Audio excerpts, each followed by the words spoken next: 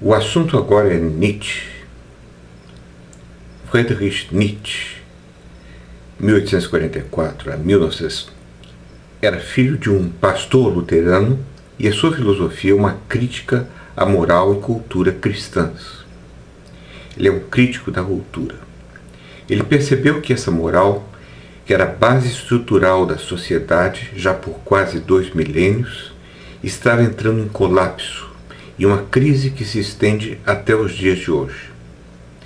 A ideia de que existe um Deus pessoal já era, em sua época, inacreditável à luz do quanto já havíamos aprendido sobre a cultura humana. Deus morreu, anuncia Nietzsche, pois ninguém mais consegue encontrá-lo. Mas, se Deus é tirado da jogada, a base da moral, pelo menos a base da moral cristã, entra em colapso. Como escreveu Dostoiévski, se Deus não existe, então tudo é permitido. O resultado é que ficamos sem uma base moral, sem diretrizes claras sobre como devemos viver e o que devemos valorizar. Por isso Nietzsche se descrevia como o imoralista, no sentido de ser alguém que achava que precisamos ir além da moral, embora ele nunca tenha conseguido esclarecer como esse além da moral pode ser alcançado.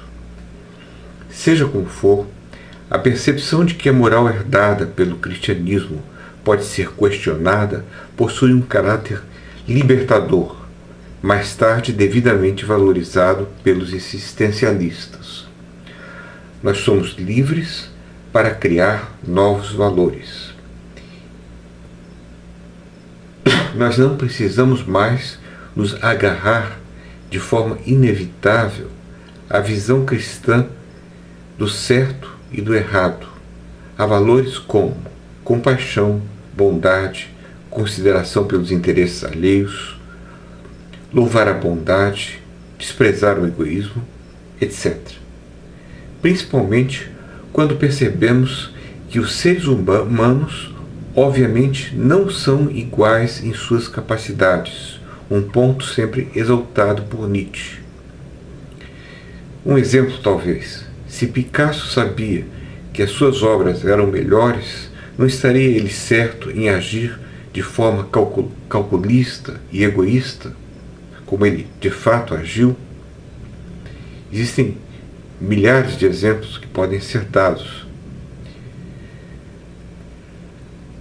O diagnóstico pode ter sido, ao menos em parte, correto da parte de Nietzsche, mas a terapia por ele proposta não parece fazer justiça ao progresso civilizatório que o mundo cristão demonstrou em relação ao mundo bárbaro.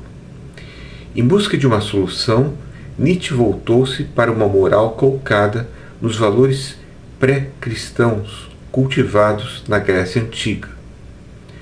Na Grécia Antiga, idealizada na Ilíada, os heróis são aristocratas que construíram as suas vidas com base nas ideias de honra, vergonha, heroísmo da batalha, força física e de caráter. Enquanto isso, para Nietzsche, os fracos apenas invejavam os poderosos. Esses fracos, que em número cada vez maior acabaram fazendo predominar a moral do rebanho, a moral cristã, que negava os valores nobres e defendia a compaixão pelos fracos e interesse deles mesmos, os fracos. O problema preocupante, como bem nota Warburton, é que essa maneira de pensar dá suporte a pessoas que se veem como heróis e querem seguir os próprios caminhos sem considerar os interesses dos outros. O problema é: quem decide, afinal, quem não é igual? Não seria pela força e pelo arbítrio? Quem decide, afinal, quem é o herói?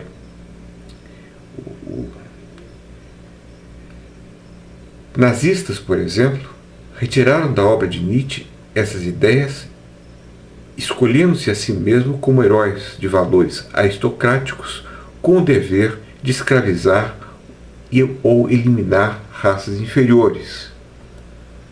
Nietzsche provavelmente não concordaria com o nazismo, pois ele admirava os judeus, odiava os alemães e era inteligente demais para não perceber o que significava o retorno à barbárie. O problema é que, com o seu retorno aos valores do mundo antigo, o seu desprezo pela democracia, Nietzsche não teria instrumentos teóricos suficientes para demonstrar o nazismo como resultado prático, como não sendo o resultado prático de suas próprias ideias, uma escória pseudo-aristocrática tomando as rédeas do poder. Em suma, embora instigante, Nietzsche parece às vezes uma espécie de cristão às avessas. Ele parece errar pela falta de equilíbrio na adoção de valores opostos aos da cultura cristã, valores que também devem possuir o seu lugar, como tudo mais, mas que não funcionam se forem adotados de forma isolada e não crítica, fora de instituições sociais adequadas para guarnecê-los. Questões essas que nunca foram endereçadas por Nietzsche.